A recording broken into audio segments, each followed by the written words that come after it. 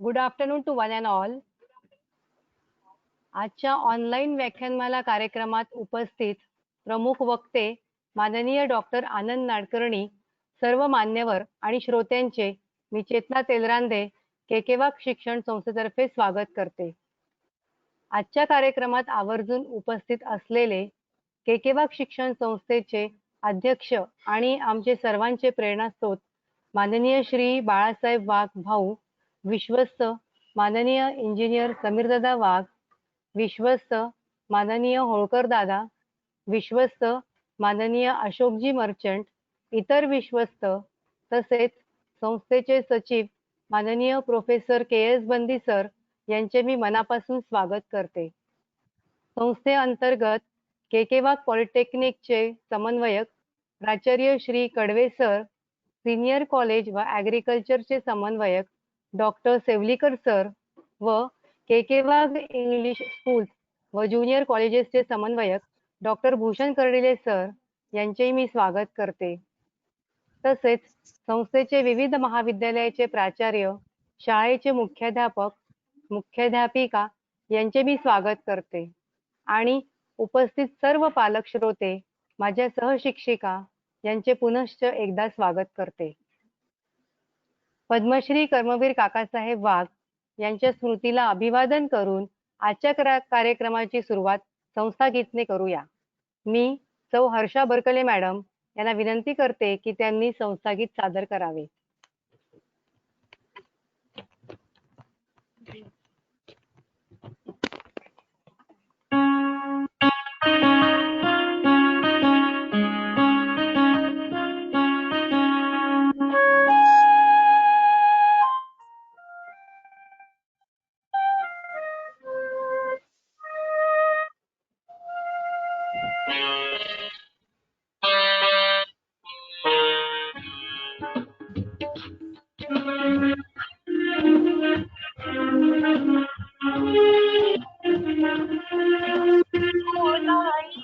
पुण्यतीरावर मंदिर सरस्वतीचे, उदाईच्या पुण्यतीरावर मंदिर सरस्वतीचे, ज्ञानपीठ हे गुणवंतांचे, वैभव या मातीचे, वैभव या मातीचे. उदाईच्या पुण्यतीरावर मंदिर सरस्वतीचे, ज्ञानपीठ हे गुणवंतांचे, वैभव या मातीचे, वैभव या मातीचे.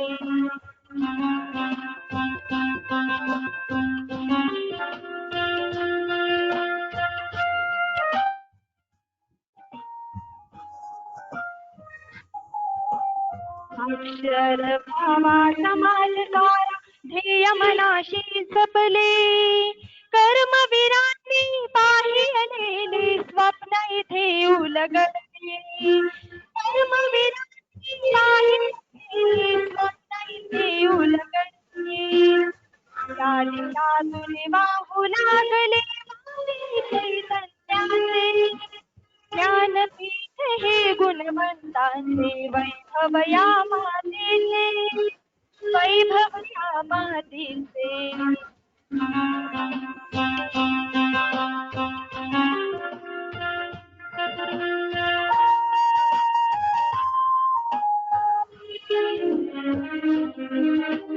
अक्षर क्रांतीने हे घडले जीवन उपेक्षितांचे, संस्काराचे, न्यायाचे आणि शिक्षण समृद्धीचे, संस्काराचे, न्यायाचे आणि शिक्षण समृद्धीचे.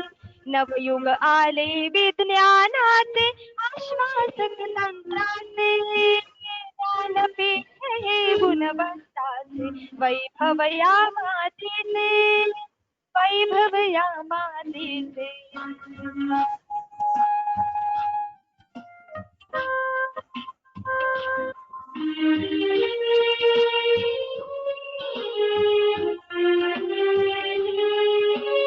अज्ञानाच्या अंधारावर ज्ञान किरण लखलखले, लाख उमलले अंगुली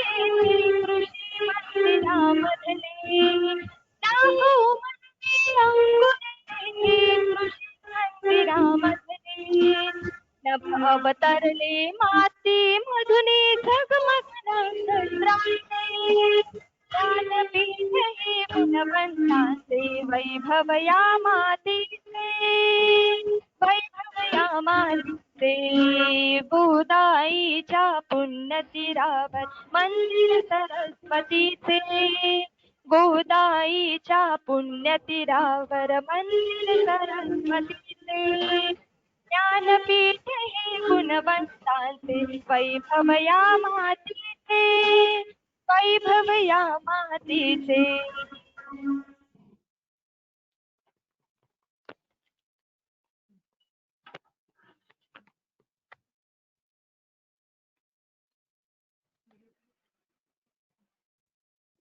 धन्यवाद मॅडम. आजच्या कार्यक्रमाची रूपरेषा पुढील प्रमाणे आहे. केकेवाग इंग्लिश स्कूलच्या मुख्याध्यापिका सौ अश्विनी पवार मॅडम आजच्या कार्यक्रमाची प्रस्तावना देतील. केकेवाग स्कूल्स आणि ज्युनियर कॉलेजेसचे समन्वयक माननीय डॉक्टर भूषण कर्डिलेस्कर सर यांचे मनोगत होईल.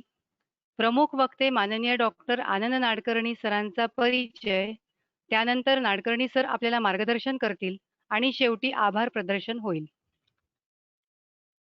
पद्मश्री कर्मवीर कैलासवासी काकासाहेब वाघ यांनी लावलेल्या रोपट्याचा आता वटवृक्ष झाला आहे. 1970 मध्ये स्थापन झालेल्या केकेवाग शिक्षण संस्थेचे हे सुवर्ण महोत्सवी वर्ष आहे. यात माननीय बाळासाहेब वाघ यांचा सिंहाचा वाटा आहे.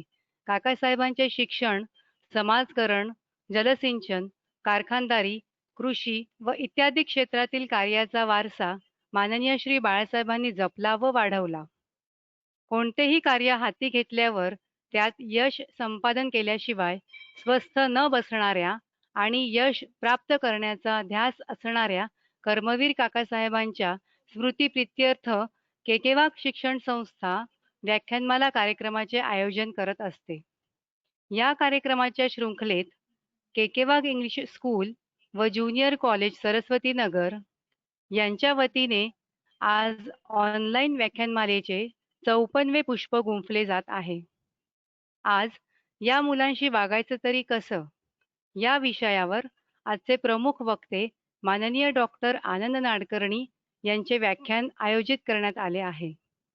आजच्या कार्यक्रमाचे प्रास्ताविक करण्यासाठी मी केकेवाग इंग्लिश स्कूलच्या मुख्याध्यापिका सौ अश्विनी पवार मॅडम यांना आमंत्रित करते. नमस्कार, सुस्वागतम. दिव्यत्वाची जेथ प्रचिती तेथे कर माझे जुळतील या बोरगावकरांच्या पंक्तींना सार्थ ठरवून तद्वत दिव्यत्वाची प्रचिती करून देणाऱ्या सर्व अतिथीगणांचे मी अश्विनी पवार मनापासून स्वागत करते. आजच्या पद्मश्री कैलासवासी काकासाहेब वाघ यांच्या स्मृती प्रित्यर्थ आयोजित ऑनलाईन व्याख्यानमालेसाठी उपस्थित कार्यक्रमाचे प्रमुख वक्ते डॉक्टर आनंद नाडकर्णी, मनोविकार तज्ञ, केकेवाग शिक्षण संस्थेचे अध्यक्ष आदरणीय श्री बाळासाहेब वाघ तथा भाऊ, सचिव प्राध्यापक के.एस. बंदी सर, शाळा व महाविद्यालयांचे समन्वयक डॉक्टर भूषण कर्डिले सर, तसेच संस्था संलग्न सर्व महाविद्यालयाचे समन्वयक, प्राचार्य व उपस्थित सर्व पालक बंधू व भगिनींचे मी केकेवाग इंग्लिश स्कूल तर्फे मनपूर्वक स्वागत करते. सूर्य बोलत नाही, त्याचा प्रकाशच त्याचा परिचय देत असतो. उत्तम कर्म करत राहा, लोकच तुमचा परिचय देतील. असे सूर्याचे तेज असलेले व सदैव उत्तम कार्य करून आपल्यासाठी आदर्श निर्माण करणारे आमचे संस्मरणीय पद्मश्री कर्मवीर काकासाहेब वाघ यांच्या प्रतिमेला विनम्र अभिवादन. मित्रांनो, केकेवाग शिक्षण संस्था नाशिक जिल्ह्यातील एक अग्रेसर व गुणवत्तापूर्ण शिक्षण प्रदान करणारी संस्था म्हणून ओळखली जाते. या शिक्षण संस्थेचे हे सुवर्ण महोत्सवी वर्ष. सुमारे 50 वर्षापूर्वी काकासाहेबांनी लावलेल्या या इवल्याशा रोपट्याचे आज 31 विविध संस्थांमध्ये विस्तारीकरण झालेले आहे. शिक्षणाबरोबरच समाजालाही काही देणं लागतं, याच संकल्पनेतून दर महिन्याला व्याख्यानमालेचे आयोजन केले जाते. परंतु सध्याच्या कोविड पॅन्डेमिक परिस्थितीमुळे डिजिटल माध्यमातून आज आपण व्याख्यानमाला कार्यक्रमाचे आयोजन केलेले आहे. या व्याख्यानमालेत अनेक मान्यवर वक्त्यांनी शैक्षणिक व सामाजिक विषयावर प्रबोधन केलेले आहे. या शृंखलेत आजपर्यंत श्री कुमार केतकर, मान्य श्री विनयजी सहस्त्रबुद्धे, मान्य नीला सत्यनारायण, डॉक्टर विनायक गोविलकर, मान्य श्रीमती अरुणा ढेरे येणेप्रमाणे सर्व मान्यवरांचे मार्गदर्शन लाभले.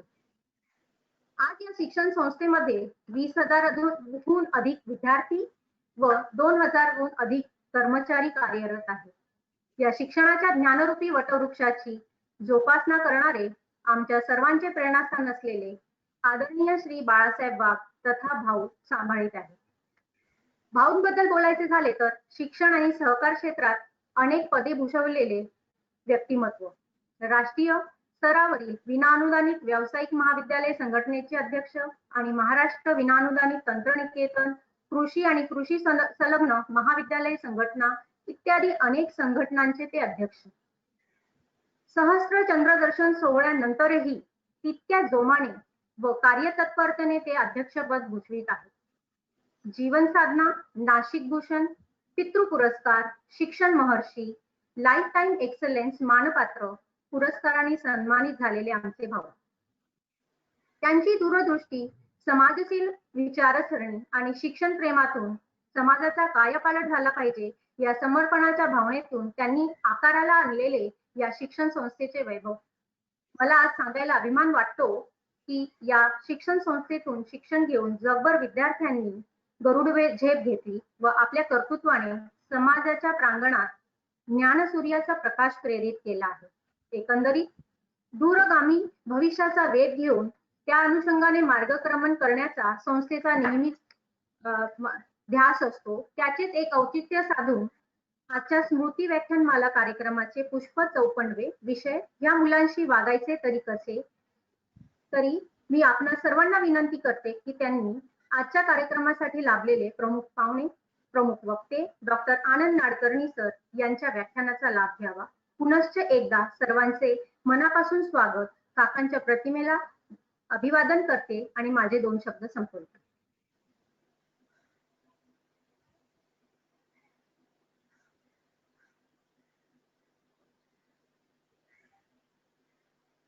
धन्यवाद मॅडम. के वाघ इंग्लिश स्कूल्स व ज्युनियर कॉलेजचे समन्वयक व के वाघ शिक्षणशास्त्र महाविद्यालयाचे प्राचार्य माननीय डॉक्टर भूषण कर्डिले सर यांना मी त्यांचे मनोगत व्यक्त करण्यास आमंत्रित करते.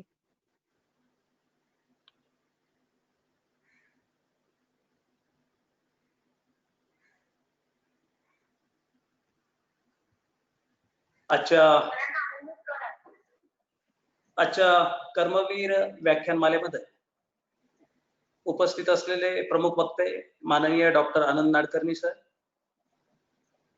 आजच्या या के वाघ शिक्षण संस्थेच्या व्याख्यानमालेतलं 54वं पुष्प आज या ठिकाणी गुंफलं जात आहे.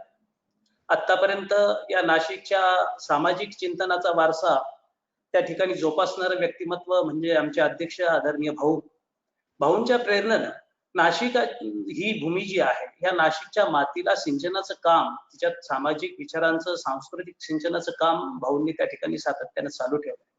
के वाघ एज्युकेशन सोसायटी केवळ शिक्षण देणारी संस्था असं नसून के वाघ शिक्षण संस्था ही सामाजिक भान जपणारी संस्था, अशा पद्धतीने संस्थेचा विकास करणार हे व्यक्तिमत्व म्हणजे आदरणीय भाऊ. भाऊंना असं सांगितलं की शिक्षण देणं आणि शिक्षण घेणं इथपर्यंत ठीक आहे, पण समाजाचं जे मन आहे ते समाजाचं मन समृद्ध करणं हे खरं तर आपलं ध्येय असलं पाहिजे. ह्या नाशिकच्या नागरिकांना अधिक चांगल्या पद्धतीने कसं माहिती मिळवून देता येईल, कसे चांगले विचार देता येतील, सांस्कृतिक दृष्ट्या कसा विकास करता येतील, सामाजिक विकासाचं कसं मॉडेल उभं करता येईल, याच्यावर चिंतन करणारे आमचे अध्यक्ष माननीय भाऊ वयाच्या 89व्या वर्षामध्ये वाटचाल करीत असताना सुद्धा अशा पद्धतीचं चिंतन आणि कायमची त्या पद्धतीची वाटचाल करण्याची भूमिका घेऊन जगत आहे. मला खूप सांगावंसं वाटतं की ज्या कोरोना पॅन्डेमिकचा सातत्याने उल्लेख केला जातो, ह्या आपत्तीचा उल्लेख केला जातो, ही आपत्ती 16 मार्च पासूनच तशी खऱ्या अर्थानं महाराष्ट्रामध्ये लागू झाली आणि 23 मार्च नंतर भारतभरामध्ये लॉकडाऊन नावाचा एक प्रकार सुरू झाला.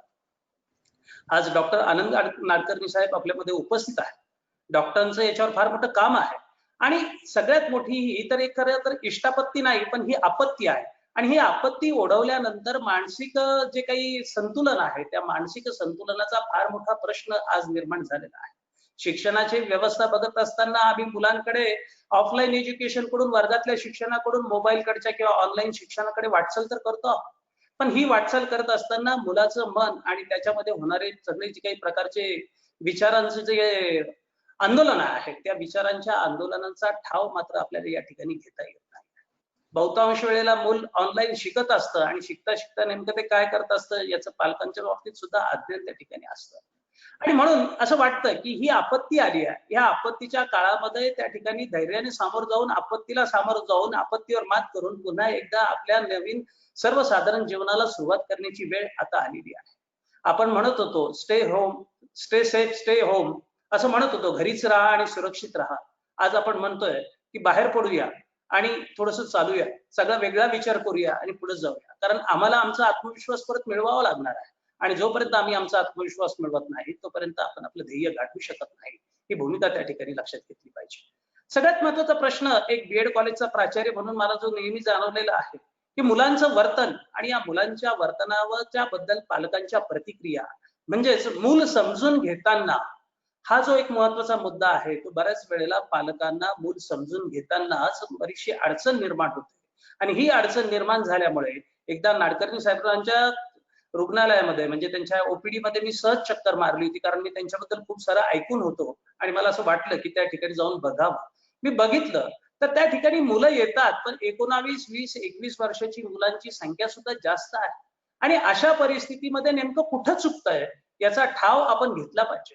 मुलांचं चुकतंय की पालकांचं चुकतंय, पालकांचं वागणं चुकतंय की मुलांचं वागणं चुकतंय याच्याकडे लक्ष देण्याची आज नितांत गरज आहे. आणि म्हणून असं वाटलं की सरांचं या परिस्थितीमध्ये त्या ठिकाणी व्याख्यान व्हावं आणि त्या व्याख्यानामधून मुलांशी वागायचं तरी कसं हे एकदा पालकांच्या सुद्धा लक्षात यावं.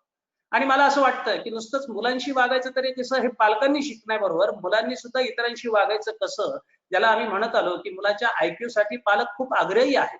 आणि 1995 नंतर सगळं जग बदललं आणि UQ कडे निघालं. हा IQ टू EQ आणि EQ टू SQ हा जो काही प्रवाह आहे, ही जी काही वाटचाल आहे ती वाटचाल चांगल्या पद्धतीची होण्यासाठी अशा विचारांची आवश्यकता आहे. आणि म्हणून आज के वाघ शिक्षण संस्थेला जवळजवळ 50 वर्ष पूर्ण झालीत. हे सुवर्ण महोत्सवी वर्ष के वाघनं पूर्ण केलेली आहे. या 50 वर्षाच्या वाटचालीमध्ये 35 शिक्षण संस्थांच्या मार्फत ज्ञानदानाचं काम के वाघ शिक्षण संस्था करते, माननीय भाऊंच्या नेतृत्वाखाली करते, माननीय समीरदादा वाघांच्या नेतृत्वाखाली हे काम सातत्यानं सुरू आहे. आणि हे काम चांगल्या पद्धतीने कसं होईल याकडे कटाक्ष ठेवून शिक्षण संस्था काम करते. आमचे माननीय सचिव के.एस. बंदी सर याकडे जातीनं स्वतः लक्ष देतात आणि या गोष्टी बघतात आणि त्यांची प्रेरणा लागते. आणि म्हणून दर महिन्याला का होईना एक सातत्यानं व्याख्यानमालेतले एक पुष्प गुंफण्याचा जो भाग आहे तो सातत्याने के वाघ शिक्षण संस्थेकडून सुरू आहे. त्याचं श्रेय बंदी सरांना नक्कीच आहे. आणि म्हणून आजच्या या व्याख्यानमालेचा विषय खूप आनंदी आहे की या मुलांशी वागायचं तरी कसं. मला असं वाटतं डॉक्टर नाडकर्णी सर आपल्यामध्ये फार वेळ न राहता मी डॉक्टर नाडकर्णी सरांना विनंती करतो की त्यांनी आपल्या व्याख्यानाला सुरुवात करावी. धन्यवाद.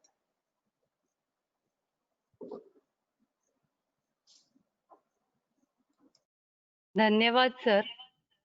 काही टेक्निकल प्रॉब्लेममुळे आजचे प्रमुख वक्ते doctor Nadkarni sir live video share करू शकणार नाही, त्याबद्दल क्षमस्व. सर आजच्या विषयावर आपले उद्बोधन करतील.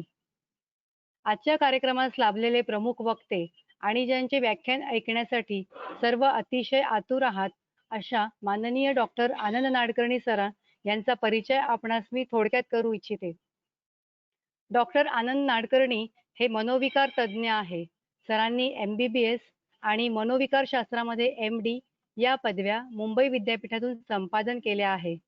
ते KEM हॉस्पिटलमध्ये सायकॅट्री आणि सायकोलॉजी हा विषय शिकवत होते. मनोविकारांबद्दलच्या गैरसमजुती विरुद्ध चळवळ उभारण्यासाठी डॉक्टर नाडकर्णी यांनी 1990 साली ठाणे येथे IPH अर्थात इन्स्टिट्यूट फॉर सायकोलॉजिकल हेल्थ या संस्थेची स्थापना केली. समाज आणि मानसिक अज्ञानाची आणि गैरसमजांची दरी कमी करणे हे IPHचे ध्येय आहे. अशा प्रकारची ही भारतातील व आशियातील एकमेव संस्था आहे. त्याला IGNOU म्हणजेच इंदिरा गांधी ओपन युनिव्हर्सिटी अकलांचे रिसोर्स सेंटर म्हणून मान्यता मिळाली आहे. IPH हे मुंबई विद्यापीठ, SNDT विद्यापीठ आणि Tata institute of social sciences आणि अमेठी युनिव्हर्सिटी द्वारे मान्यताप्राप्त अधिकृत शिक्षण केंद्र बनले आहे. स्वीडन, फिनलंड, अमेरिका, ऑस्ट्रियामधील मानसिक आरोग्य संस्थेचे मॉडेल शिकण्यासाठी येथे येतात. सर हे पुणे येथील मुक्तांगण व्यसनमुक्ती केंद्र आणि स्वयं रिहॅबिलिटेशन ट्रस्ट, जिथे सेरेब्रल पाल्सी असणाऱ्या मुलांचे पुनर्वसन केले जाते, अशा दोन्ही संस्थांचे विश्वस्त आहेत. Sir, Indoco remedies, MKCL, Maharashtra knowledge corporation limited, Tapas, centre for elderly care Pune असे विविध मंडळावर सल्लागार म्हणून कार्यरत आहेत. सर हे डॉक्टर तर आहेतच, पण एक मराठी लेखक, नाटककार आणि गीतकार सुद्धा आहेत.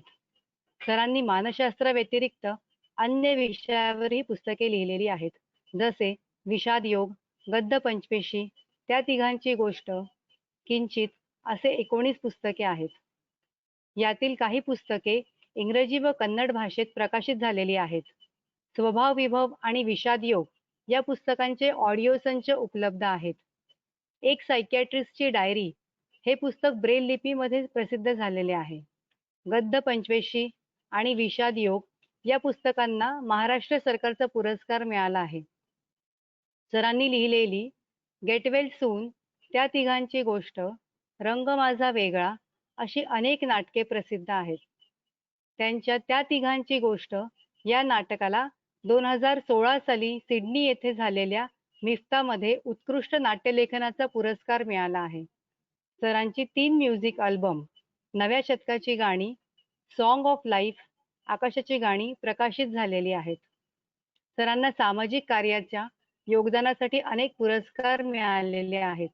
मनसा नॅशनल अवॉर्ड व हिरवई पुरस्कार, त्यांना 5 राज्य पुरस्कार मिळाले आहेत. एक त्यांच्या व्यावसायिक उत्कृष्टतेसाठी, 3 पुस्तके व 1 पुरस्कार नाटकासाठी. अशा अनेक सन्मान आणि पुरस्कार लाभलेल्या व्यक्तींचे 4 शब्द ऐकण्याची संधी आज आपणास मिळाली आहे. बदलत्या काळाप्रमाणे सरांची भाषणे व चर्चासत्र YouTube चॅनेलवर पण तुम्ही पाहू शकता. सरांबद्दल सांगण्यासारखं खूप काही आहे, पण वेळेअभावी त्यांचा परिचय थोडक्यात सांगितला. सरांचं आपण ई-बुके देऊन स्वागत करूया.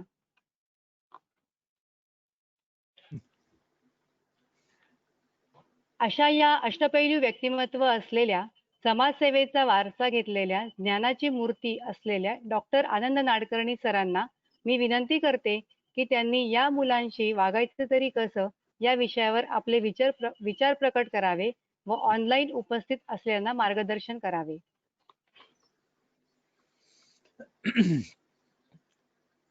आज इथे उपस्थित असलेल्या सर्वांना माझे दूर अंतरावरून पण मनपूर्वक नमस्कार. के वाघ शिक्षण संस्था सुवर्ण महोत्सवी वर्षामध्ये आहे आणि त्याबद्दल अभिनंदन आणि पुढच्या प्रवासासाठी या संस्थेला खूप खूप शुभेच्छा. संपूर्ण नाशिक परिसरामध्ये या संस्थेने स्वतःचं असं जे स्थान निर्माण केलेलं आहे, शैक्षणिक आणि सामाजिक क्षेत्रामध्ये स्वतःचा एक वारसा निर्माण केलेला आहे. आणि संस्थेचा वारसा म्हणजे संस्थेतून शिक्षण घेऊन जगामध्ये आलेले सगळे विद्यार्थी आणि असे अनेक गुणवान विद्यार्थी या संस्थांच्या मधून निर्माण झाले आहेत आणि होत राहणार आहेत. त्यामुळे संस्थेच्या बद्दल फार अभिमान वाटतो आणि पुढच्या वाटचालीसाठी संस्थेला खूप साऱ्या शुभेच्छा देतो. त्याचप्रमाणे अत्यंत सातत्याने ही व्याख्यानमाला सुरू ठेवली आहे, याच्याबद्दल सुद्धा मला खूप छान वाटतंय. कारण व्याख्यानमाला चालू ठेवणं, तीही ऑनलाईन स्वरूपामध्ये, ही काही सोपी. या मुलांशी वागायचं तरी कसं हा आपला आजचा विषय आहे.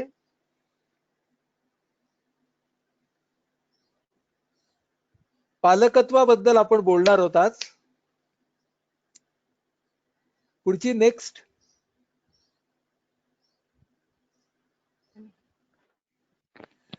हा प्रश्न आजच्याच पालकांना का पडतो? म्हणजे असं आहे की आज सुद्धा आपल्या घरामध्ये जेव्हा वेगवेगळ्या पिढ्यांमधली मंडळी असतात, तर त्यावेळेला काही जण तुम्हाला आज विचारतील किंवा आम्ही नाही का तुम्हाला वाढवलं. आजकालच्याच मुलांना वाढवायला अशा तऱ्हेच्या भाषणांची, फिल्म्स बघायची, पुस्तकं वाचायची गरज का बरं लागते? त्यामुळे आज आपल्याला या मुलांशी वागायचं तरी कसं, हा प्रश्न आजच्या पालकांनाच का पडतो, ते आपण समजून घेणं ही फार गरजेची गोष्ट आहे.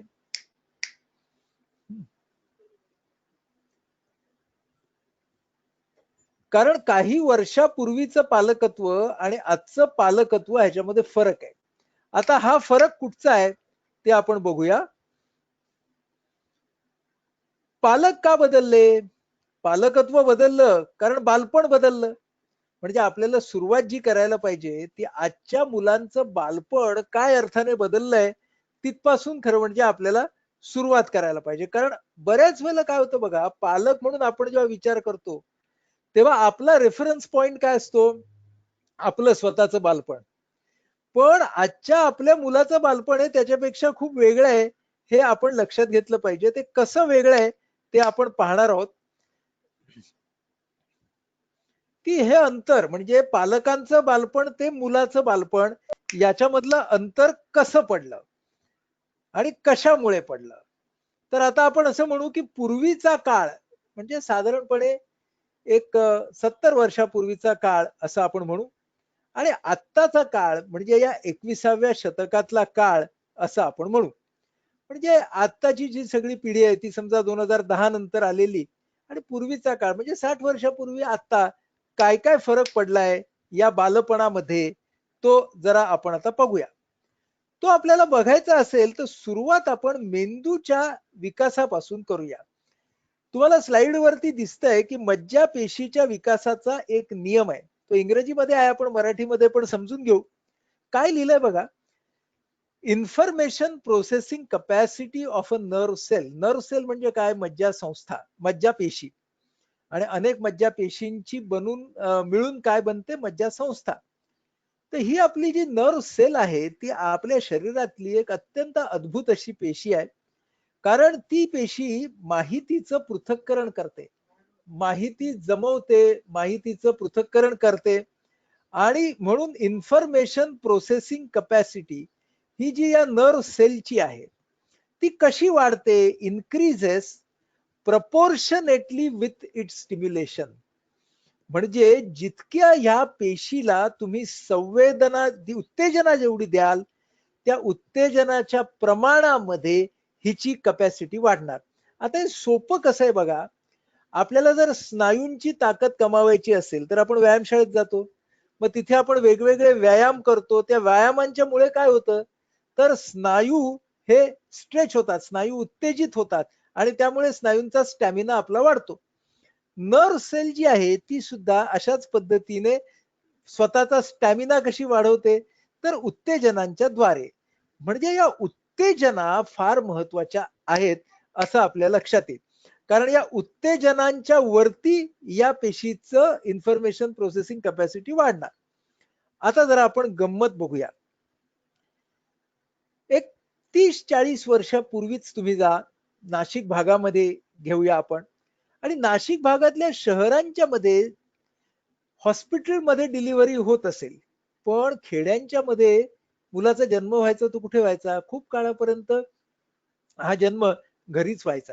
आता सर्वसाधारणपणे सगळे जन्म हॉस्पिटलमध्ये होतात. बरं, जुन्या काळात जेव्हा घरी बाळंतीण राहायचे त्यावेळेला जुन्या घरांमध्ये बाळंतिणीची खोली असायची आणि त्या खोलीचं वैशिष्ट्य काय होतं माहितीये का तुम्हाला? की त्याच्यामध्ये अंधार असायचा, असलेल्या खिडक्या बंद असायच्या आणि त्यामुळं ते जे लहान बाळ होतं त्याला त्याच्या जन्मापासूनच संवेदनांची संख्या, व्याप्ती आणि विविधता ही फार मर्यादित होती. म्हणजे पूर्वीच्या काळी सूर्यदर्शन द्यायचे 3 महिन्यांनी त्या बाळाला. म्हणजे जन्म वेळेच्या पासून पुढं ही जी संख्या संवेदनांची, व्याप्ती, विविधता या सगळ्या गोष्टी अतिशय मर्यादित होत्या.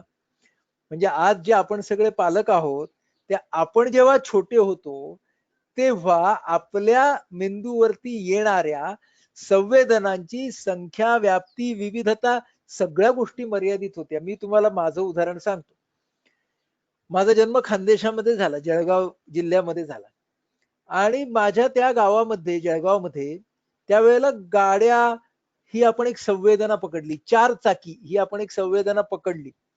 तर गाड्या मुळात किती मर्यादित होत्या संख्या, की रस्त्यावरून जाताना एखादी गाडी दिसायची, टांगा दिसायचा, बैलगाडी दिसायची, पण मोटर अगदीच क्वचित. बरं, याची विविधता होती का? तर नाही. एक अँबॅसिडर होती, एक फियाट होती, त्याच्यानंतर जीप, ट्रक आणि बस. संपलं. 5 झाले की 4 चाक्या संपल्या सगळ्या. म्हणजे संख्या कमी, विविधता कमी. आणि बस किती वेळा दिसायची? तर मी ज्या भागात राहायचो तिथे सकाळी एक बस यायची आणि संध्याकाळी एक बस यायची. म्हणजे तुमच्या लक्षात येईल की 4 चाकी ही जर मी एक संवेदना म्हणून पकडली, तर माझी जी काही इन्फॉर्मेशन प्रोसेसिंग कॅपॅसिटी माझ्या मज्जापेशीची झाली की नाही, तिला आपण रफली 10 क्ष मानू, 10x मानू. आणि तुम्ही बघा, आजचा मुलगा, छोट बाळ, आजचं ते जेव्हा आज जन्माला येतं त्या क्षणापासून त्याच्या पंचेंद्रियांच्या वरती किती साऱ्या संवेदना आणि किती साऱ्या उत्तेजनांचा मारा होतो बघा. म्हणजे माझी एक आजी आहे बरं का, ती आता 94-95 वर्षाची आहे आणि तिला खूप सारे पणती आणि पणतू होत असतात. तर मग आमची आजी एकदम टुकटुकीत आहे, तिला आम्ही घेऊन जातो हॉस्पिटलमध्ये, म्हणजे आता कोविड काळात नाही पण ह्याच्या आधी. आणि आजी तुला पणतू दाखवतो, पणती दाखवतो, आणि मग आम्ही सगळे फोटो काढायचो की आमची 95 वर्षाची आजी तिच्या 13व्या पणती बरोबर वगैरे. तर एकदा आम्ही असे करत होतो, तर आमची आजी म्हणाली, तुम्ही सगळे किती बावळट होतात रे, नाहीतर हे बाळ बघा. तर हे बाळ बघतच होतो आम्ही सगळे, पण आमचा बावळटपणा कुठे हे काय आमच्या लक्षात येईना.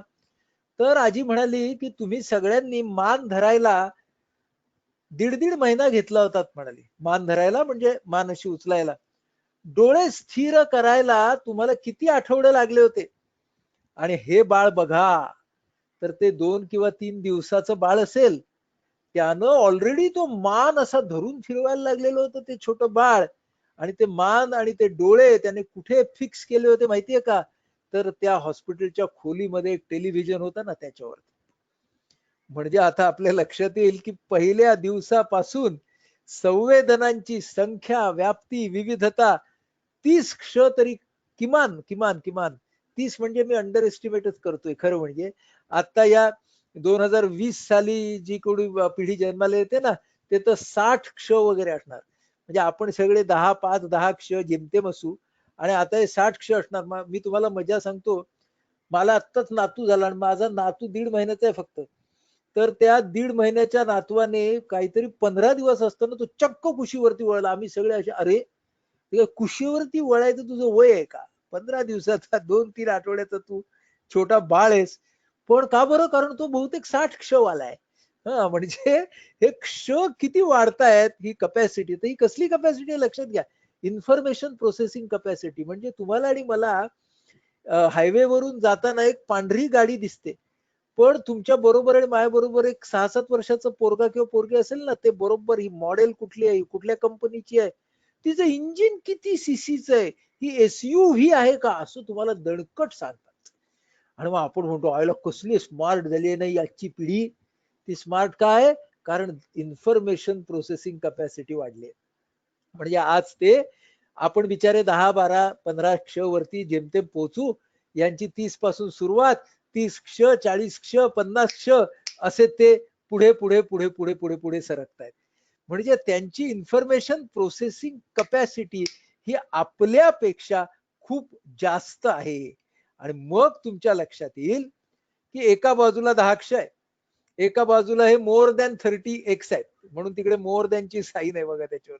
म्हणजे 30, 40, 50, 60 वाले आहेत. या दोघांच्या मधला फरक बघूया, म्हणजे तुम्हाला पालक कसे विचार करतात, मुलं कसे विचार करतात हे बरोबर कळेल. आणि मग आपण पुढे जाऊ. पालक बघा कसे विचार करतात. एक पदरी विचार, एक अवधान, एकाग्रता, हे पालकांसाठी फार महत्वाचं आहे, शिक्षकांसाठी फार महत्वाचं आहे. हो, पण आमचे 30x मध्ये काय होतं माहितीये का, की 30-40x ची मुलं आहेत ना, ती विंडोज मध्ये विचार करतात. म्हणजे विंडोज असतात की नाही स्क्रीनवर, तर ते काय करतात, खूप साऱ्या विंडोज ओपन करतात आणि त्यांचं नवीन मॉडेल असतं, त्यामुळे खूप विंडो ओपन असल्या तरी सुद्धा त्यांचं मशीन स्लो होत नाही आणि मग ते बऱ्याच विंडो मिनिमाइज करतात आणि मग त्यांच्या त्यांच्या याच्याप्रमाणे ते विंडोज बरं एका वेळेला 4-4 विंडोज सुद्धा ते ओपन करू शकतात. हा त्यांच्यातला आणि आपल्यातला फरक आहे. त्यांचा विचार बहुपदरी आहे. आपल्याला सगळ्यांना मल्टीटास्किंग शिकावं लागलं. ही मंडळी मल्टीटास्किंग घेऊनच जन्माला आली. हा फार महत्वाचा फरक आहे बरं का पालक आणि मुलांच्या मध्ये. आता मी तुम्हाला मजा सांगतो. या इन्फॉर्मेशन प्रोसेसिंग कपॅसिटीची गंमत व्यवहारात कशी होते ते सांगतो. समजा एक आई आहे आणि तिची एक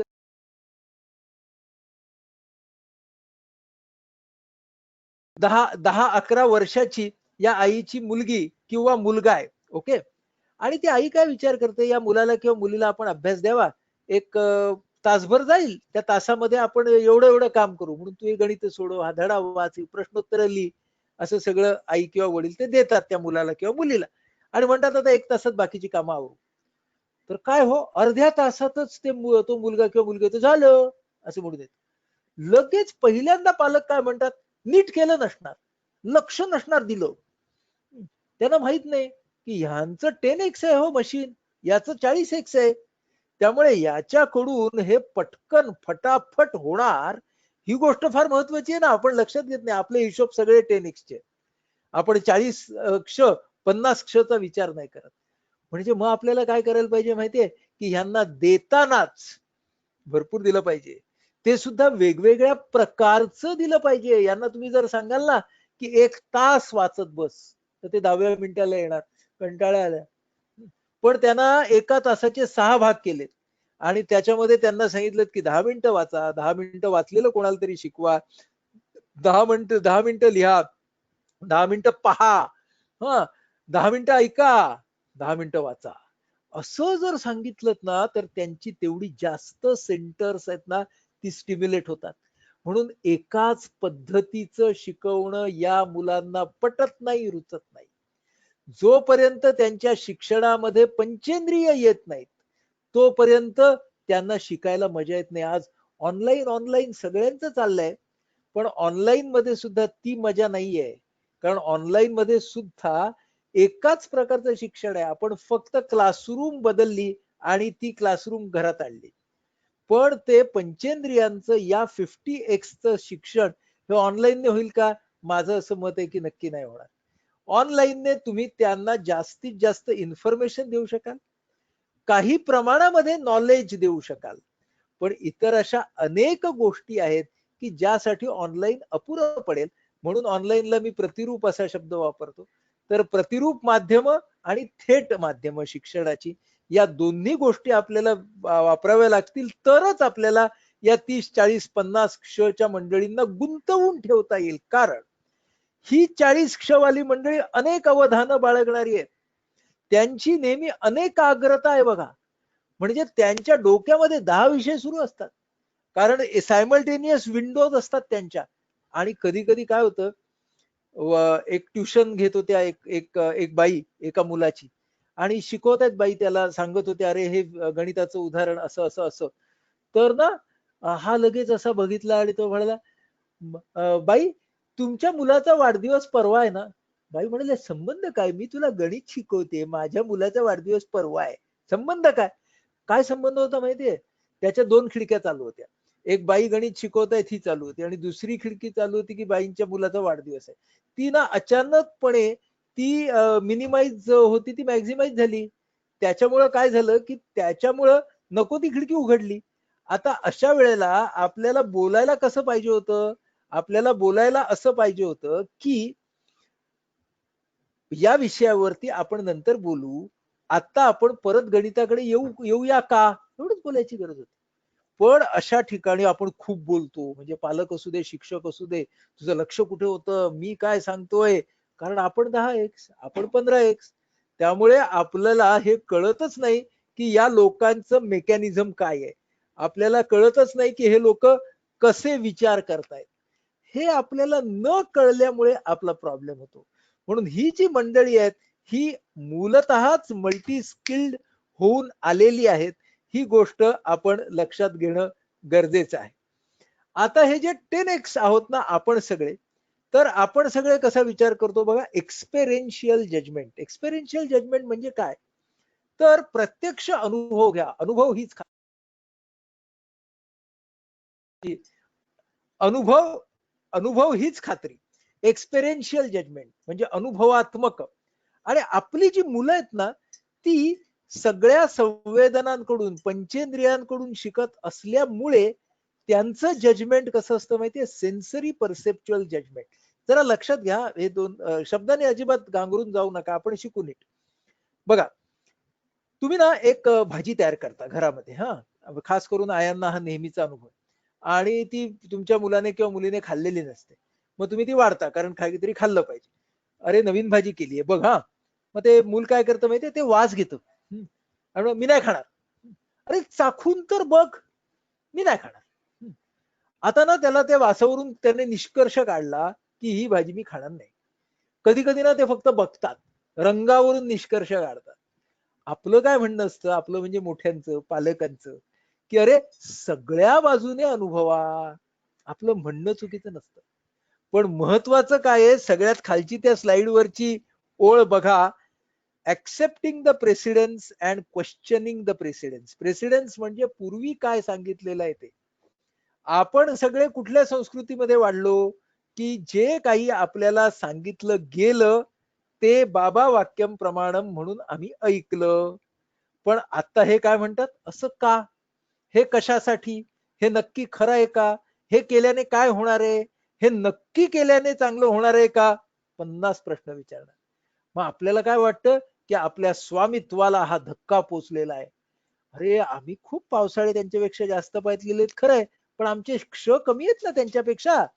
ह्याची जर आपण जाणीव ठेवली तर आपण त्यांच्या प्रश्नांना सुद्धा योग्य पद्धतीने सामोरं जाऊ शकू. आता गंमत बघा काय, जर मला डिसिजन करायचा असेल ना, तर मला एक्सपेरिन्शियल जजमेंटही हवं आणि सेन्सरी परसेप्च्युअल जजमेंटही हवं. दोन्ही मिळून माझा अनुभव व्हायला पाहिजे. पण मोठे लोक काय म्हणत असतात, हे असं आपल्या घरी होतंय ते करायचे. कारण त्यांच्याकडे ते परंपरेतून आलेलं शहाणपण हा त्यांचा अनुभव असतो. आणि मुलं काय म्हणतात, झालं असेल पूर्वीपासून, पण आत्ता काय परिस्थिती आहे ते बघा. कारण त्यांचं जजमेंट आहे ते सेन्सरी परसेप्च्युअल जजमेंट आहे. खरं म्हणजे दोन्ही जजमेंट्स एक येऊ शकतात, आणि तिथंच संवाद हा फार महत्वाचा असणार आहे. पण हा 10x आणि 30x चा सामना कसा निर्माण होतो तो आपण पाहतो. की आपण पुढे बघूया. 10x च्या जनरेशन मध्ये काय होतं, लिमिटेड गोल्स होते. हा म्हणजे आपल्याला आपली नोकरी करायची, शेती करायची, व्यवसाय करायचंय, घर बांधायचंय, गावाला राहायचंय. आत्ताची आपली जी जनरेशन आहे 30, 40, 50 क्षची, त्यांच्यासाठी विश्वची माझे घर, ग्लोबलायझेशन आहे, त्यांना कुठं कुठं पुढे पुढे जायचंय. बरं, पालकांच्या काळामध्ये ऑप्शन सुद्धा लिमिटेड होते. आता किती मल्टिपल ऑप्शन्स झालेत. आपण आपल्या कार्यक्रमाच्या सुरुवातीला पाहिलं,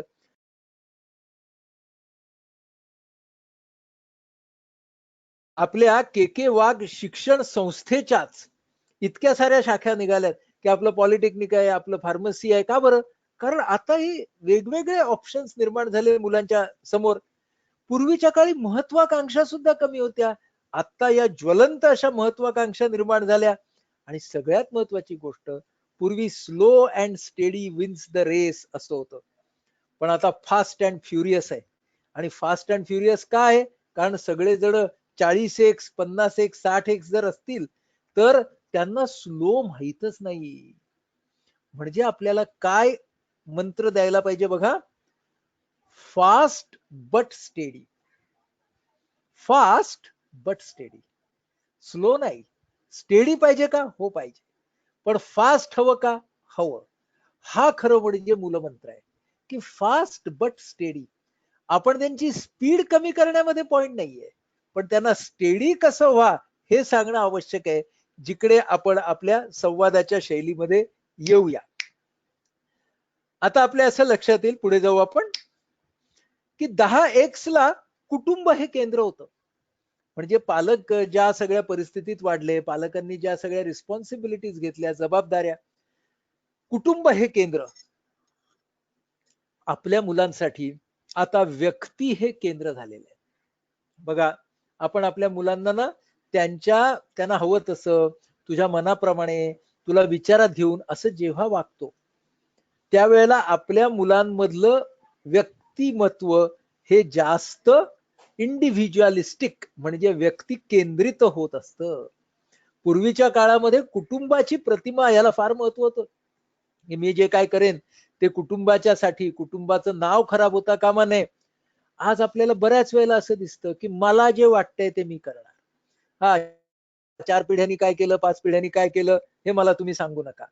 तर हा इंडिव्हिज्युअलिझम हा सुद्धा या 30-40 एक्स या आपल्या जनरेशनच्या पुढे जनरेशन मध्ये आपल्याला खूप जास्त प्रमाणामध्ये दिसतोय. आणि त्यामुळे ही जी मंडळी आहेत ही इंडिव्हिज्युअलिस्टिक आहेत. ही जी मंडळी आहे ती व्यक्ती केंद्रित. हा, असं असेल तर मग संवादाची जुनी शैली चालेल का? म्हणजे आम्ही 10 ते 15 एक्सला आहोत, मुलं 50-60 एक्सला आहेत, मग आमचं कम्युनिकेशन हे जुन्या शैलीत चालेल का? तर ह्याचं आता पुढच्या स्लाइडला जा. विचारपूर्वक दिलेलं उत्तर नाही असतं. म्हणजे आपण सगळे आता भाषण वगैरे ऐकायला बसलोत ना, समोर स्लाइड्स बघतोत म्हणून आपण म्हणतो नाही. पण जुनी शैली सवयीची, जुनी शैली सरावाची आणि म्हणून ती आपोआप येणारी असते. म्हणजेच आपण हे विसरतो क्ष मधलं अंतर. आपण विसरतो की आपण जसे वाढलो त्या जगामध्येच हे वाढत नाहीयेत. आणि म्हणून आपल्याला याला अनुरूप अशी शैली घेणं ही गोष्ट फार महत्वाची असणार आहे. म्हणून आजच्या पालकांसमोरची आव्हानं काय आहेत ते आपण बघूया. आजच्या पालकांसमोरचं पहिलं आव्हान हे आहे की बदलत्या जगाचा स्वीकार. म्हणजे संपूर्ण जगामध्येच जर चेंज होतोय, संपूर्ण जगामध्येच कालची टेक्नॉलॉजी आजची टेक्नॉलॉजी राहत नाहीये, तर मला चेंज म्हणजे बदल या गोष्टीसाठी स्वतःला मोकळं करणं गरजेचं आहे. म्हणजे माझ्या घरामध्ये आतापर्यंत कोणी या व्यवसायात गेला नाही, म्हणून माझ्या मुलाने आता या व्यवसायात जायला नको असा हट्ट धरता कामा नये. कारण जग बदलतंय. म्हणजे या बदलाच्या प्रक्रियेचा स्वीकार मला पालक म्हणून केला पाहिजे. याचा अर्थ सगळेच बदल हे सुखकर असतील असं नाही. काही बदलाचा काही भाग हा सुखकर आहे, बदलाचा काही भाग हा त्रासदायक आहे. मोबाईल आपल्या हातात आला सुखकर आहे, पण मोबाईल शिवाय आपल्याला झोप येत नाही हा काही त्रासदायक भाग आहे. म्हणजे आपल्याला बदलत्या जगामध्ये सुद्धा काय त्रासदायक काय मदत करणार हा विचार जसा करायला पाहिजे. म्हणजे एका बाजूला बदलत्या जगाचा स्वीकार आणि दुसऱ्या बाजूला बदलत्या मुलाचा स्वीकार. या जरा पाठीस थांबा आधीच्या स्लाइडला या. बदलत्या मुलाचा स्वीकार म्हणजे व्यक्ती म्हणून त्याच्या अस्तित्वाचा स्वीकार. बघा, एक फार महत्वाची गोष्ट आहे की प्रत्येक मुलाच्या विकासाची जी प्रक्रिया आहे ना ती एकसारखी नाहीये.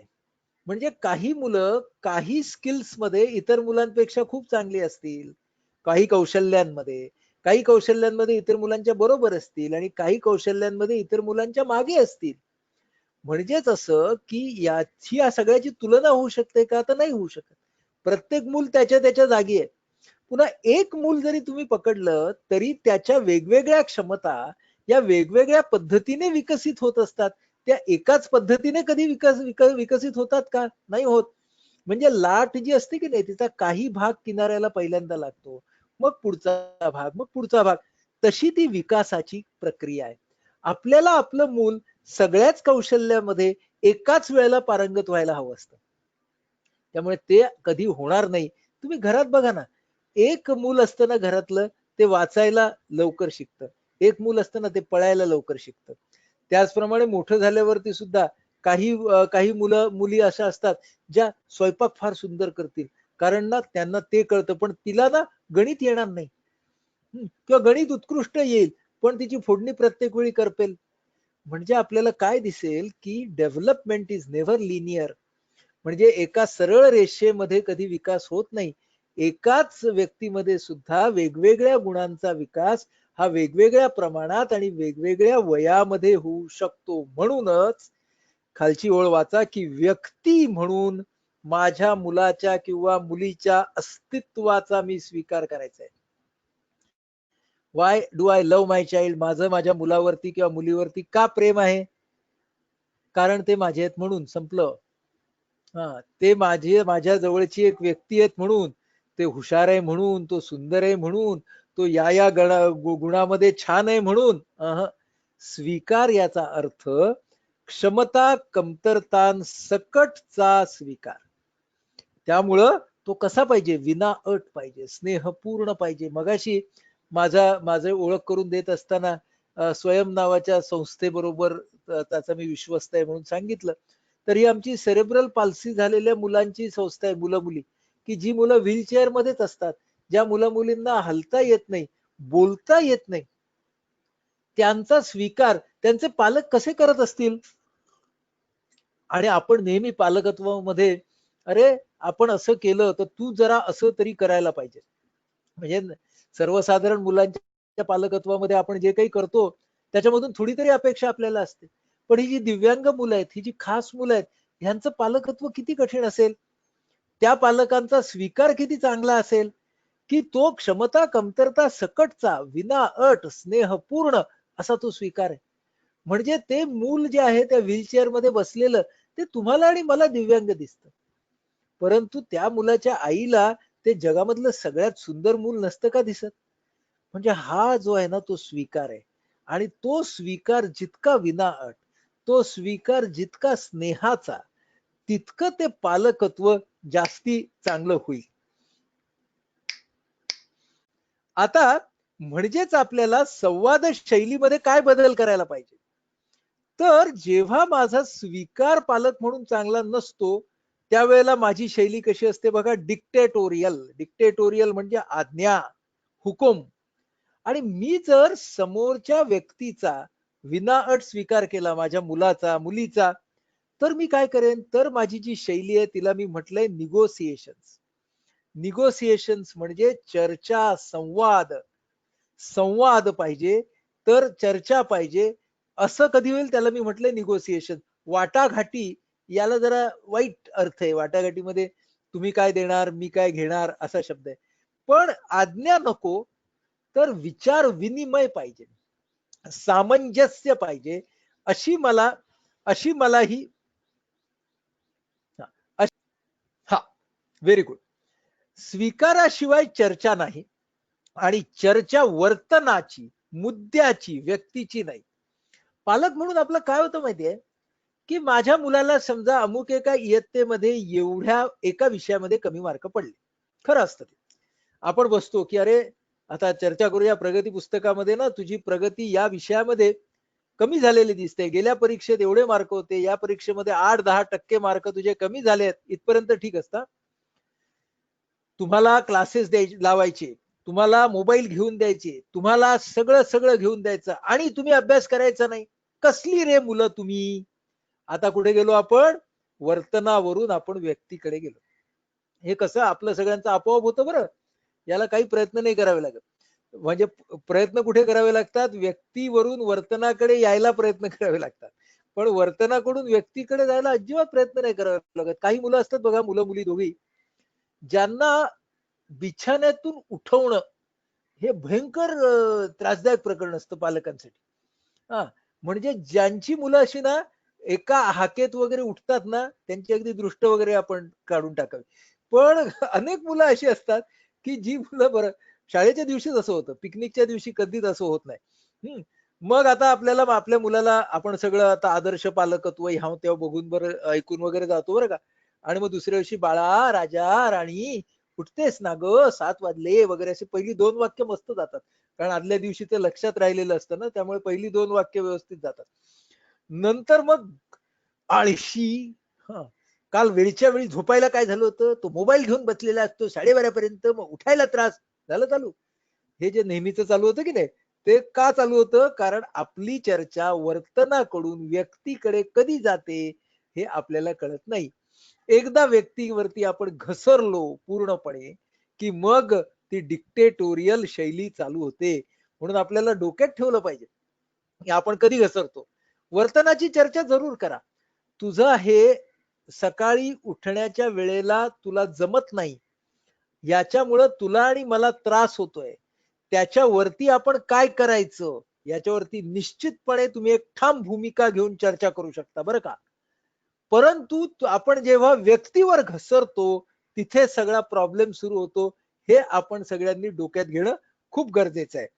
म्हणून स्वीकार हा महत्वाचा, वर्तनावरती भर द्यावा, व्यक्तीवरती ठपका ठेवू नये. पुढे जाऊ तर आपण असं म्हणत होतो की आपल्याला जी संवादाची शैली घ्यायची आहे त्यामध्ये आपण वर्तनाबद्दल बोलावं, व्यक्तीबद्दल नाही. आणि आपल्याला समोरच्या व्यक्तीचं जे व्यक्तिमत्व आहे त्याचा आदर ठेवून आपल्याला बोलायचंय, ही गोष्ट आपल्याला या संवाद शैलीमध्ये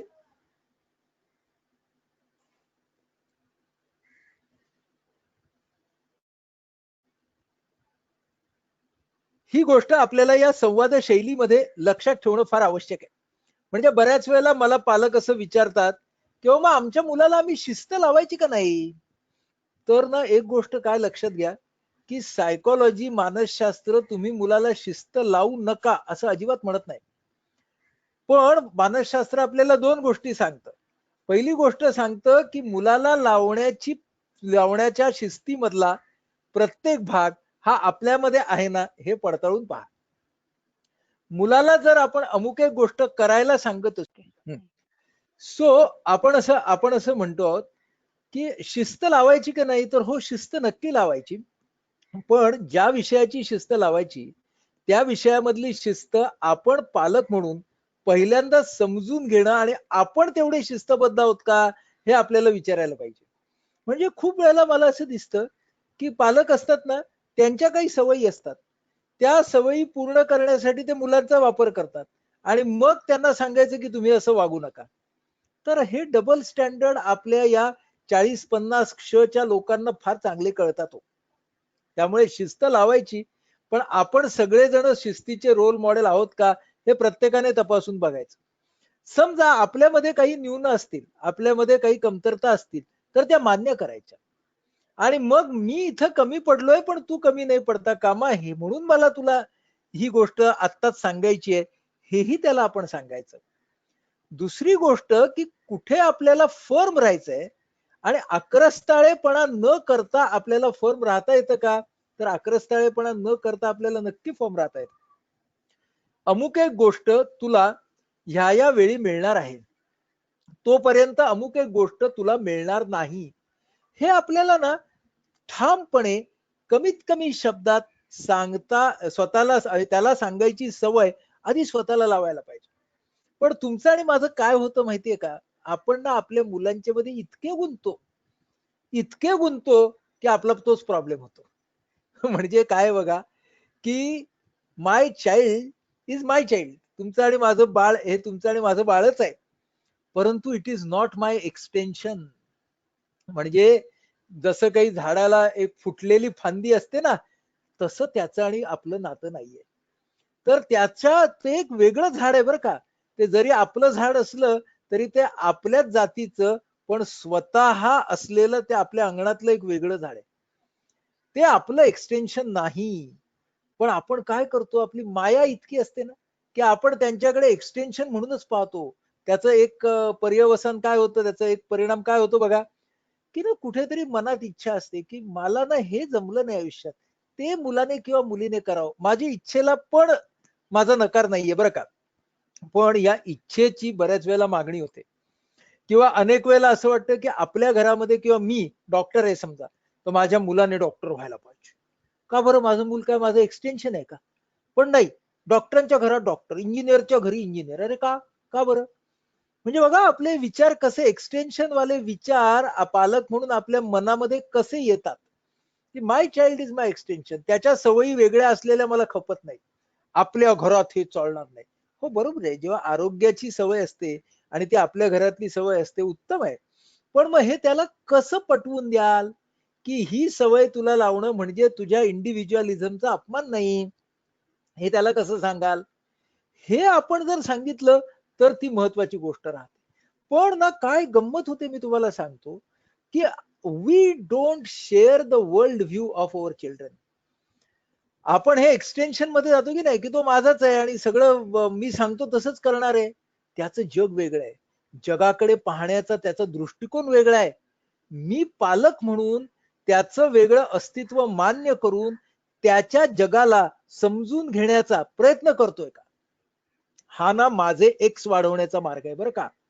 माझे क्ष वाढवल्याशिवाय मी या आजच्या पिढीला पुरे पडणार नाही. मग मला जर माझे क्ष वाढवायचे असतील तर काय बरं करायला पाहिजे? तर मला स्वतःला बहुश्रुत केलं पाहिजे. कशामध्ये? माझ्या मुलाचे मुलीचे जे विषय असतील त्यामध्ये. मी तुम्हाला माझंच पालक म्हणूनच उदाहरण सांगतो. मी ना क्रिकेट आवडणारा माणूस आहे. म्हणजे मला क्रिकेटचे स्टॅटिस्टिक्स म्हणा, क्रिकेटचे इनिंग्स म्हणा, मला माहिती असतं सगळं, कारण मी तीच कॉमेंट्री ऐकली, पुढे बघितली आणि आज सुद्धा पाहतो. पण माझा मुलगा जो आहे तो फुटबॉलवाला आहे. तर तो जेव्हा 5वी-6वीत होता तेव्हा आमच्या घरामध्ये फुटबॉल शिरला, टीव्हीच्या द्वारेच शिरला. मग आता ना माझ्या लक्षात आलं की हा 6वी, 7वी, 8वीत जसा गेला तसं मँचेस्टर युनायटेड, प्रीमियर लीग, ला लिगा हे सगळे शब्द यायला लागले. माझ्या असं लक्षात आलं की हा त्याचा विषय आहे. जसा माझा क्रिकेट होता तसा याचा फुटबॉल आहे. आता माझ्या आणि माझ्या वडिलांचा क्रिकेट एकच होता, त्यामुळे आमच्या छान गप्पा व्हायच्या. पण इथे माझा क्रिकेट आणि त्याचा फुटबॉल झालाय, मग मी काय करायला पाहिजे? मी म्हटलं आपण आवडीनं फुटबॉल बद्दलची माहिती गोळा करूया. मी फुटबॉल वाचायला लागलो, फुटबॉल बघायला लागलो आणि मला त्याच्यात गंमत यायला लागली आणि मी त्याच्याकडून शिकायला लागलो, त्यामुळे त्याला गंमत यायला लागली. आणि मग त्याचं मँचेस्टर युनायटेड तो फॉलो करतो. मग मँचेस्टर युनायटेडचं काय झालं, मग मला सगळं माहिती व्हायला लागलं हळूहळू की या मँचेस्टर युनायटेडचे कोच कोण होते, हा, आणि मग पुढं काय झालं, मग रोनाल्डो कसा होता वगैरे वगैरे सगळं. आणि हळूहळू त्याचा फायदा मला काय झाला तुम्हाला मजा सांगतो. याचा फायदा मला माझ्या ओपीडीत होतो, की माझ्या ओपीडी मध्ये एखादा मुलगा किंवा अगदी मुलगी सुद्धा कुठला टी शर्ट घालून येतो त्याच्यावरती ज्या क्लबचं नाव लिहिलेलं असतं तिथून मी संभाषणाला सुरुवात करू शकतो. लगेच पोरांना वाटतं अरे वा याला माहितीये बरं का, म्हणजे जरा आपल्यातला आहे माणूस. हा, हे फार महत्वाचं आहे हो. You are sharing their world view. हेच माझं पाश्चात्य संगीताच्या बाबतीत झालं. मी सगळं पौरात्य संगीत, आपलं भारतीय शास्त्रीय संगीत, सुगम संगीत, हिंदी फिल्म संगीत याच्यावरती वाढलेलो. आपल्याला काही देणं नाही आणि घेणं नाही पाश्चात्य संगीताशी. माझा माझा मुलगा गिटार शिकायला लागला. तो गिटार शिकायला लागल्यामुळं आमच्या घरामध्ये पाश्चात्य संगीत आलं. मग गिटार शिकायला लागल्यामुळं मला काही कळायचं नाही हा काय करतोय. म्हटलं शिकूया चल. मग मी ऐकायला लागलो, माझ्या मुलाकडून शिकायला लागलो आणि तुम्हाला मजा सांगतो, मला कळलं की पाश्चात्य संगीतामध्ये सुद्धा खूप गोष्टी आहेत की ज्या आपण शिकल्या पाहिजेत. आणि आता काही महिन्यापूर्वीची गोष्ट, मी आपण सकाळी एक गाणं गुणगुणत उठतो की नाही, किंवा उठल्यावरती गुणगुणतो की नाही, जे नंतर आपल्या डोक्यात राहतं. तर तुम्हाला आता चमत्कारच सांगतो, आता बऱ्याच वेळेला जसं मराठी आणि हिंदी गाणं येतं तसं एखादं इंग्लिश गाणं माझ्या डोक्यात येतं. माझं भलं झालं हो. कारण काय झालं, माझे थोडे एक्स वाढले आणि माझे थोडेसे एक्स वाढले, त्याचा चांगला परिणाम कशावरती झाला, आमच्या नात्यावरती झाला. त्याच्यामुळं आपण त्यांचा वर्ल्ड व्ह्यू शिकणं, आपण त्यांच्या विषयांच्या मध्ये जाणं आणि तेही स्वेच्छेने आणि आवडीने जाणं, ह्या गोष्टी फार महत्वाच्या आहेत. आणि ह्या गोष्टी जेव्हा होतात तेव्हा आपलं नातं जमतं. आणि याच्यामध्ये काय झालं बघा, माझी आवड तीच तुझी आवड असायला पाहिजे असं हे का नाही. एक माझी आवड, एक तुझी आवड. आणि त्याचा फायदा काय झाला, त्याचा फायदा असा झाला की माझा मुलगा हिंदी गाणी ऐकायला लागला, माझा मुलगा क्रिकेटमध्ये पण रस घ्यायला लागला. अरे वा, छान आहे. विन विन सिच्युएशन म्हणतात ती ह्याच्यापेक्षा वेगळी काय असते. म्हणजे त्यांच्या वेगळ्या अस्तित्वाचा आदर ठेवून, त्यांच्या वर्ल्ड व्ह्यूला समजून घेऊन मग आपण जर त्यांच्याशी संवाद साधला तर त्याच्यामध्ये माणूस म्हणूनची समानता येते. आणि इथे मी माझ्या जी एक्स्ट्रा माया माझ्या मनात असते ना, एक्स्ट्रा स्नेह माझ्या मनात जो होता, तो एक्स्ट्रा स्नेह आणि माया माझी बदला जाते. आणि मग मी काय होतो, विवेकनिष्ठ पद्धतीने प्रेम करतो. किती गुंतायचं. आपला सगळ्यांचा पालक म्हणून प्रॉब्लेम काय असतो माहितीये का, आपण गुंतत गुंतत गुंतत जातो आणि मग कधी कधी तर आपण गुंतत गुंतत गुंतत जातो आणि कधी कधी तर आपल्याला कळतच नाही की आपण किती गुंतलो. सो आपल्याला कळतच नाही की आपण किती गुंतलो आहोत. तर त्याच्यामुळं हे सगळे प्रश्न मग आपल्याला यायला लागतात. म्हणून my child is not my extension, हे आपल्याला सतत लक्षात घेणं ही फार गरजेची गोष्ट आहे. मग पुढची गोष्ट काय लक्षात घेतली पाहिजे, की आदर्श पालकत्व अस्तित्वात नाही. कारण आदर्श बालक नाही तर आदर्श पालक कुठून येणार? हा, प्रभावी पालकत्व आहे आणि प्रभावी मूल पण आहे. प्रभाव वाढवायचा प्रयत्न आपण निश्चितपणे करू शकतो. म्हणून आदर्श का बरं? अहो, पालकत्व आपण शिकतोय ना सगळेजण, आणि शिकताना चुका नाही का होणार? आधीच आपण आदर्श कसं होणार? साधी गोष्ट आहे बघा, आपल्या घरात जर 2 मुलं असतील की नाही, तर मोठ्या मुलाला वाढवताना आपल्याला जरा जास्त चिंता आणि काळजी असते. पण जेव्हा आपल्याला धाकटं मूल होतं, तेव्हा धाकटं मूल जेव्हा येतं, तेव्हा आपल्याला पहिल्या मुलाला वाढवताना जो काही आपल्याला अनुभव आला होता, त्याचा फायदा धाकट्या मुलाला वाढवताना होतोच की नाही? बघा, सगळे ज्यांना 2 मुलं आहेत ना, त्या सगळ्या पालकांना विचार. ते सांगतील की दुसऱ्या मुलाच्या वेळेला ना आपला धीर वाढलेला असतो. दुसऱ्या मुलाच्या वेळेला ना आपली सहनशक्ती वाढलेली असते. त्याचं कारण असं असतं की पहिल्या मुलाने आपल्याला भरपूर शिकवलेलं असतं. म्हणजे पालकत्व नावाची गोष्ट ही आपण शिकत जाण्याची गोष्ट आहे. आणि जी शिकत जाण्याची गोष्ट आहे ती मुळातच परिपूर्ण कशी बरं असू शकेल? असणारच नाही ती परिपूर्ण कधी. त्यामुळे आपल्याला हे डोक्यात घेतलं पाहिजे की आपण परिपूर्ण पालक नाही आहोत, आपण शिकणारे पालक आहोत. आणि मग आपलं आपलं पालकत्व हे कशासाठी आहे? तर ना नेहमी सतत आपण म्हणतो की पालकत्व मुलांसाठी, मुलांसाठी, मुलांसाठी. मला असं वाटतं की मुलांसाठीचं पालकत्व ही फक्त पालकत्वाची एक बाजू आहे. खरं म्हणा तर पालकत्व तुमच्या आणि माझ्या स्वतःसाठी सुद्धा आहे. पालकत्व आपल्या स्वतःसाठी आहे. अहो, जर ही मुलं नसती तर यांच्या निमित्ताने आपण जितकं शिकलो स्वतःबद्दल, नात्यांबद्दल, जगाबद्दल, ते आपण शिकू शकलो असतो का हो? म्हणजे खरं तर आपण आपल्या मुलांच्या प्रति कृतज्ञ असायला पाहिजे, की अरे तुमच्यामुळे आम्हाला सगळं मिळालं बरं का, तुमच्यामुळे आमची सहनशक्ती वाढली, तुमच्यामुळे आम्हाला रागावरती कंट्रोल करायला मिळाला, तुमच्यामुळे आमचा पेशन्स वाढला. वा वा वा वा. आणि एवढं करूनही तुम्ही आम्हाला प्रेम करण्याची संधी दिलीत बुवा. आपण जर स्वतःसाठी पालकत्व, माझ्या माणूस म्हणूनच्या विकासासाठी पालकत्व, असं जर पालकत्वाकडे पाहिलं तर काय गंमत होते बघा. मुलांकडूनच्या माझ्या मागण्या आपोआप कमी होतात आणि मी माझ्या पालकत्वाचा जास्तीत जास्त चांगला आस्वाद घेऊ शकतो. मला असं दिसतं की सगळे पालक पालकत्वाकडे जबाबदारी म्हणून बघतात, मजा म्हणून कोणी पाहतच नाहीत हो, की या अनुभवामध्ये किती गंमत आहे, या अनुभवामधून आपल्याला किती शिकायचंय, या अनुभवामधलं शेअरिंग किती महत्वाचं आहे. असं कोणी पालकत्व एन्जॉय नाही करत. आणि पालकत्व ही खरं म्हणजे एन्जॉय करण्याची गोष्ट आहे बरं का. त्यातल्या सगळ्या अडचणींसकट ती एन्जॉय करायची गोष्ट आहे. आणि त्याच्यामध्ये चढाव उतार येणार, आपल्या आणि आपल्या मुलामुलींचे मतभेद होणार, पण त्याच्या सकट आपल्याला राहायचंय. कारण आपल्याला ती मुलं आपली आहेत, आणि आपली आहेत म्हटल्यावरती ती अनकंडिशनली आपली आहेत. पण त्यांनी कसं वागायचं या बाबतीमध्ये आपला कंट्रोल, महत्वाची गोष्ट काय माहितीये? कंट्रोल. नियंत्रण कधी येतं? सत्ता येते तेव्हा. आणि तुम्ही मला सांगा, आपण आपल्या मुलांचे पालक आहोत का मालक आहोत? त्यामुळे पालकत्वामधून सत्तेला बाजूला ठेवणं आवश्यक आहे.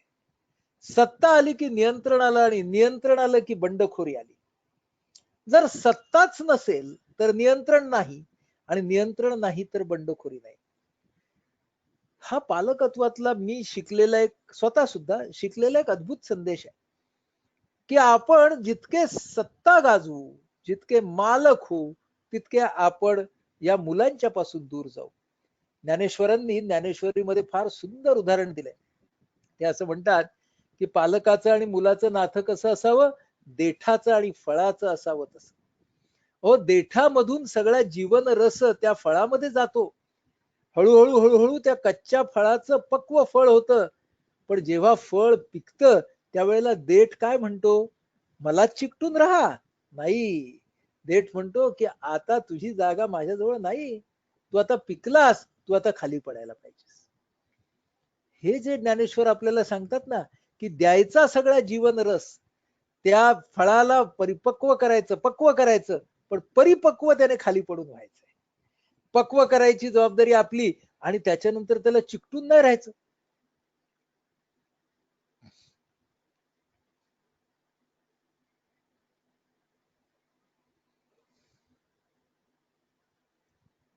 आपण आपण आपल्या मुलावरती भरपूर प्रेम करतो, पण नंतर त्या मायेमध्ये आपणच अडकतो आणि मग आपल्या अपेक्षा आणि मागण्या तयार होतात आणि तिकडे पालकत्वामधली गडबड होते. मग तुम्ही मला विचाराल तेव्हा आम्ही सामान्य माणसं अपेक्षा सोडूनच द्यायच्या का या मुलांच्या पासून? अपेक्षा आणि मागणी ह्याच्यातला फरक लक्षात घ्यायचा.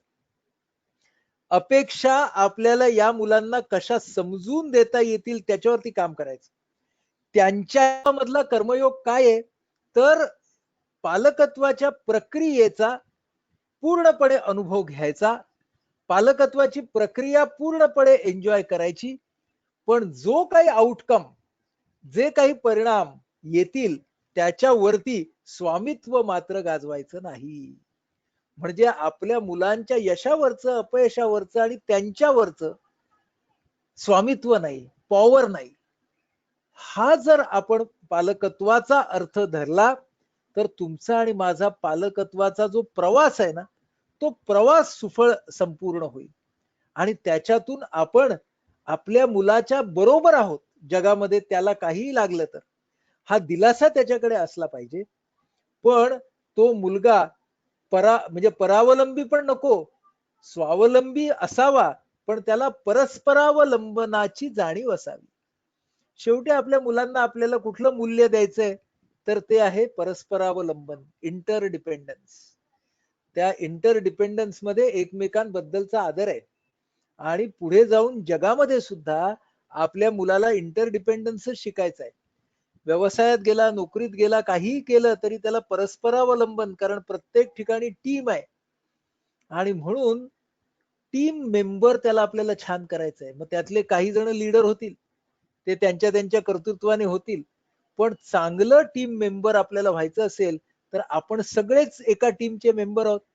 पालक असू देत किंवा मुलं असू देत, कुटुंबाची टीम एकच आहे. असं म्हणून जर आपण एकमेकांना साथ दिली तर त्याच्यातला उच्च नीचतेचा भाव कमी होईल आणि आपण पालकत्वाची आपली यात्रा ही खूप चांगल्या पद्धतीनं सुफळ संपूर्ण करू शकू. धन्यवाद सर. पण त्याआधी काही प्रश्न आहेत पालकांचे, ते मी तुम्हाला कळवते.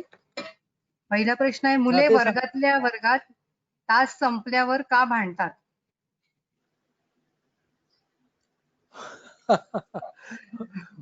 हो, याच्यामध्ये किती जनरलायझेशन आहे. हा शिक्षकांचा प्रश्न आहे का? पॅरेंट्सनी पाठवलेला प्रश्न आहे सर. बरं, म्हणजे पेरेंट कधी आले होते वर्गामध्ये बघायला मुलं किती भांडतात ते? म्हणजे फारच मजेशीर प्रश्न आहे हा, की याच्यामध्ये इतक्या गोष्टी गृहीत धरलेल्या आहेत. एक तर सगळी मुलं वर्गामध्ये भांडतात हे पण गृहीत धरलेलं आहे. दुसरी गोष्ट, मधल्या सुट्टीमध्ये सुद्धा मुलांनी देवासारखं बसलं पाहिजे अशी अपेक्षा गृहीत धरलेली आहे. त्याच्यामुळे इतक्या साऱ्या गोष्टी त्याच्यात गृहीत धरल्या आहेत आणि का भांडतात असं विचारलंय. तर मला असं वाटतं की ज्यांनी प्रश्न विचारलाय त्यांनी हे बघावं की आपण किती प्रकारे जनरलायझेशन करतोय, सार्वत्रिकीकरण करतोय. म्हणजे मुलं हे सार्वत्रिकीकरण, भांडतात हे तर दुसरं सार्वत्रिकीकरण. त्यामुळे मला असं वाटतं की ह्या प्रश्नाला मी प्रतिसाद देणार नाही, मला तो त्या पात्रतेचा वाटत नाही, म्हणजे क्षमा करा. बरं सर, दुसरा प्रश्न असा आहे, मुले अभ्यास करताना एकाग्रतेने अभ्यासासाठी बसू शकत नाही, तर असं का होतंय? असं जर होत असेल आणि त्याचं जर तुम्हाला असं वाटत असेल की त्या मुलाचं लक्ष इतकं कमी होतंय की त्याचा अभ्यासामधला परफॉर्मन्स हा कमी कमी होतोय, तर तुम्हाला मानसिक आरोग्य क्षेत्रातल्या तज्ञाचा सल्ला घेणं फार आवश्यक आहे. फक्त असं बघा की हा तुमच्या काळजीचा भाग आहे आणि तो त्याच्या आवडत्या गोष्टींच्या मध्ये खूप चांगलं मन गुंतवू शकतोय आणि फक्त अभ्यासातच असं करतोय का ते बघा. त्याचबरोबर त्या मुलाला त्याच्या अभ्यासामध्ये काही अडचणी येत आहेत का, म्हणजे त्यासाठी त्याच्या दृष्टीची तपासणी करण्यापासून ते त्याच्या अकॅडमिक ॲबिलिटीज म्हणजे त्याच्या शैक्षणिक क्षमतांची तपासणी करण्यापर्यंत या गोष्टी करायला पाहिजेत. त्यानंतर अतिचंचलता त्या मुलाच्या मध्ये आहे का हे पाहायचं असेल तर त्यासाठी मानसिक आरोग्य क्षेत्रातील लोकांचा सल्ला घेतला पाहिजे. आणि आपण हे काळजी न करतोय का खरंच ते आहे हे पहिल्यांदा या पालकांनी ताडून बघितलं पाहिजे. बरं. सर, आता दुसरा प्रश्न असा आहे, की मुलांची आवड कशी ओळखावी? मुलांची आवड ओळखण्यासाठी काही मुलांची आवड तुम्हाला खूप लवकर ओळखता येते आणि काही मुलांची आवड तुम्हाला 21 वर्षाची झाली तरी ओळखता येत नाही. त्याचं कारण असं असतं की काही मुलं जी असतात ते लहानपणीच ठरवतात त्यांना काय करायचंय ते. पण सगळीच मुलं असं ठरवू शकत नाहीत. काही मुलांना 2, 3, 4 पण आवडी असतात. हम्म.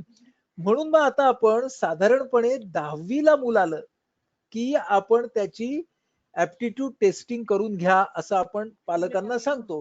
काही जणांचं पक्क असतं, काही जणांचं नसतं. पण आता आपल्याला शास्त्राने एक मार्ग दिलेला आहे ऍप्टिट्यूड टेस्टिंगचा, तर तो आपण घ्यावा.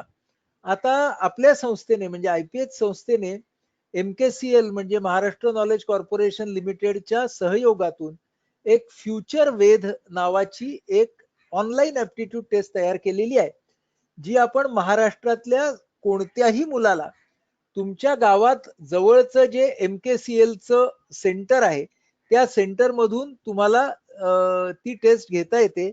ही टेस्ट फक्त 100 रुपयामध्ये आहे. याच्यामध्ये तुम्हाला रिपोर्ट मिळतो की तुम्हाला काय पुढे तुमच्या करिअरच्या दृष्टीने तुम्ही काय करायला पाहिजे हे. या तऱ्हेची जी चाचणी आहे ती प्रत्यक्ष आम्ही जेव्हा प्रत्यक्षातल्या चाचण्या करतात आमच्याकडचे सायकोलॉजिस्ट किंवा कुठलेही सायकोलॉजिस्ट त्या डिटेल मध्ये असतात, त्या प्रत्यक्षात असतात. ऑनलाईन काही एवढी प्रत्यक्षात नसते. पण कसं असतं की महत्वाची गोष्ट असते की त्याच्यामध्ये आपल्याला ऍक्सेस मिळतो, म्हणजे कुठेही जरी असले मुलं पालक तरी त्यांना काहीतरी हे घेता येतं त्याच्यामध्ये, म्हणजे काहीतरी त्यांना मार्गदर्शन मिळतं. तर ही टेस्ट आहे, हिचा पण तुम्ही निश्चितपणे हे करायला हरकत नाही.